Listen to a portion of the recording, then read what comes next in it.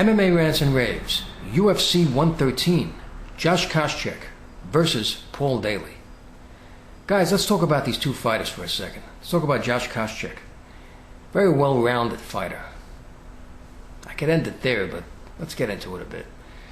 He's faced the best. GSP. He faced Thiago Alves. These are the two top guys in the welterweight division right now. Now, he lost those two fighters, but they did go to decision. I mean, he was a tough opponent for both of these fighters. Now, you know, he got dominated, especially against GSP, but he took GSP down. That is impressive. Not many people have done that I can remember in GSP's career. I mean, he took him down as far as his wrestling ability. So you're looking at a guy who was an NCAA champion caliber wrestler. So his wrestling is really good. Really good. We know he can submit people. In his last fight, he submitted this guy, Anthony Johnson.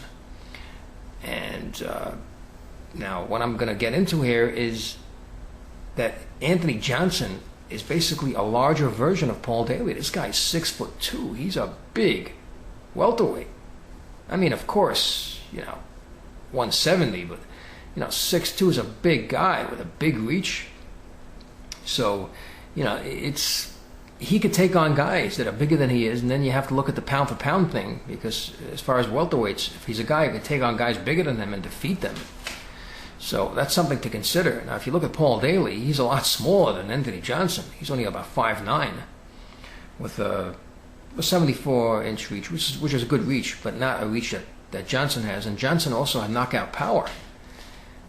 You know, this is a guy who was knocking people out too, and he's bigger than Paul Daley. So if Koscheck can do it to Anthony Johnson, why not Paul Daley?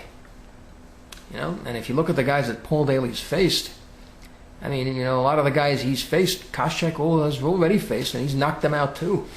So don't be surprised if you're going to see Koscheck not only try to get this to the ground, but, you know, also stand up with this guy. And it's just going to be very tough for Daley to beat a guy like Koscheck. Koscheck is amongst the top-ranked welterweights in the world right now.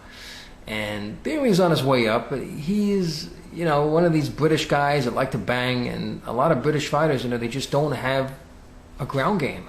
I mean, they're good fighters, really good fighters. You got Bisping's a good fighter, Hardy's a good fighter. I mean, he proved that. But you have to develop a ground game. And this guy does not have one. He does not have a ground game, and it's going to be really, really tough if it does get taken to the ground. Like I said, if you can do it to Johnson, you can do it to Daley. Daley's chance, of course, he's got heavy hands, this guy. He's got to get a shot on Koscheck. Koscheck also has been knocked out, so I'm definitely giving Daley a chance in this fight.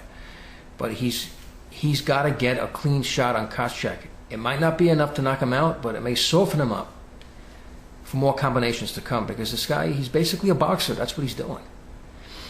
And it could go either way, but I'm going to have to give Koscheck the victory. I would say Koscheck by TKO or submission. That's the way I see it going. Anyway, I'd like to know what you think about this fight and these two fighters and all the other fights going on at UFC 113. Please rate this video, please subscribe, and thank you for tuning in.